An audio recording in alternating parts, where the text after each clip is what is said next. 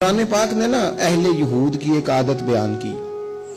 वो पता क्या करते थे, उनको दो हुक्म दिए जाते थे ना अल्लाह की तरफ से, तो जो उनकी मर्जी का होता था उसे मान लेते थे और जो मर्जी का नहीं होता था उसे छोड़ देते थे। अल्लाह ताला ने ना यहूदियों की इस आदत को कुरान पाक में बयान किया, फरमाया आफतुमिनूना बिबादिल किताब व तकफुरूना बिबाद, तुम किताब के बाज हिस्से पर ईमान लाते हो और बाज से कुफर करते हो।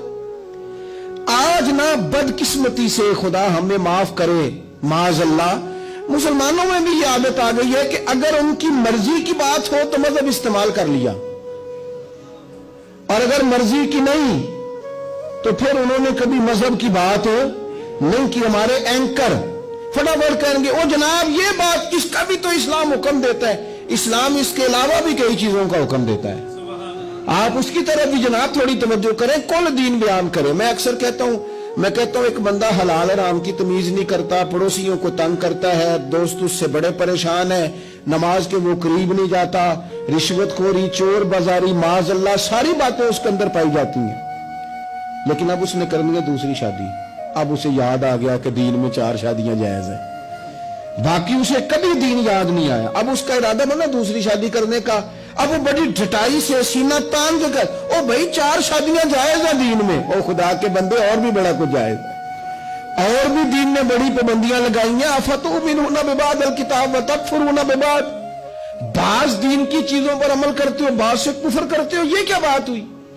हमारे यहां औरतें क्या कहती है, वो कहती है मैंने फलाने मौलाना साहब से सुना है औरत पर जरूरी नहीं सास को रोटी पका के दे, औरत पर जरूरी नहीं ससुर की खिदमत करे, कहां लिखा है बताएं। तो मैंने कहा चलो जो लिखा है उस पर ही अमल कर लो। ये लिखा है दीन में कि हुजूर ने फरमाया सिवाय खुदा के किसी को सजदा जायज होता तो मैं औरत को कहता खामद को कर। इतना बड़ा दर्जा दिया, चलो इसकी ड्यूटी कर लो। मुस्नद इमाम अहमद बिन हंबल में हदीस है, एक खातून ने पूछा था या रसूल अल्लाह सल्लल्लाहु तआला अलैहि वसल्लम, औरत के जिम्मे मर्द का हक क्या है। तो हुजूर ने फरमाया अगर मर्द की नाक से पीप निकले और औरत अपनी जुबान से साफ करे तो फिर भी खामन का हक अदा नहीं होता। तो चलो बीबी से कोई इस पर अमल कर ले।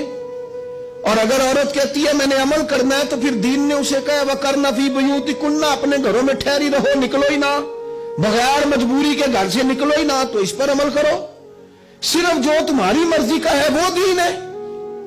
बाज मजहबी लोग भी ये काम करते हैं, जो उनका मुखालिफ हो गया वो बेदीन हो गया, जो उनसे फिर गया वो बेदीन हो गया। आप दीन को इस्तेमाल तो ना करें, दीन को रहबर बनाएं, अपने मकासद हासिल करने की सीढ़ी ना बनाएं।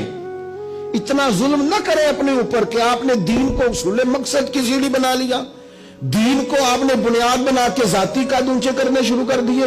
देखो मेरे हजरत साहब रहमतुल्लाह अलैह, सैयदना ताजुल शरिया रहमतुल्लाह अलैह की खिदमत में ना एक साहब आया करते थे, फिर वो आना छोड़ गए। तो किसी शख्स ने कहा वो गुमराह हो जाएगा यहां नहीं आता। तो हजरत साहब फरमाने लगे खबरदार, क्यों गुमराह हो जाएगा, हम कोई मियारे हिदायत है, दुआ करो जहां भी रहे अल्लाह उसे दीन पे कायम रखे। आप इस चक्कर में न पड़े, इन तासुबात का शिकार न हो। आप थोड़ा सा मेहरबानी करें, दीन सारा है तो सारे दीन पर ही अमल करें।